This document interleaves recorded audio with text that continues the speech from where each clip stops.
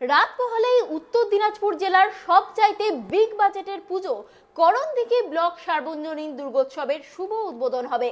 উদ্বোধন করতে আসছেন ইন্ডিয়ান আইডলের খ্যাতনামা শিল্পী অরুণিতা কাঞ্জিলাল। এছাড়াও থাকছেন টলিউড অভিনেত্রী সায়নী ঘোষ।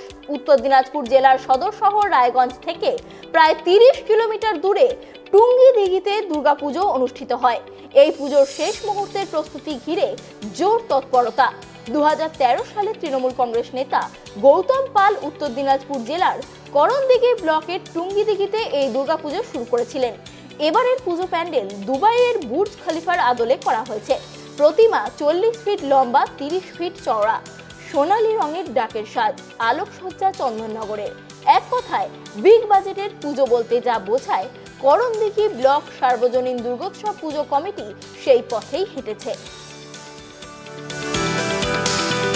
করণদিঘি ব্লক সার্বজনীন দুর্গাপূজা 2022 টুঙ্গিদিঘিতে নবমতম বর্ষে আমাদের যে মণ্ডপ, গতবার কলকাতার শ্রীভূমিতে এই মণ্ডপ তৈরি হয়েছিল, কিন্তু বিশেষ কারণে, টেকনিক্যাল কারণে সেখানে চালাতে পারেনি। মানুষ টিভিতে খবরে শুনেছে, দেখেছে।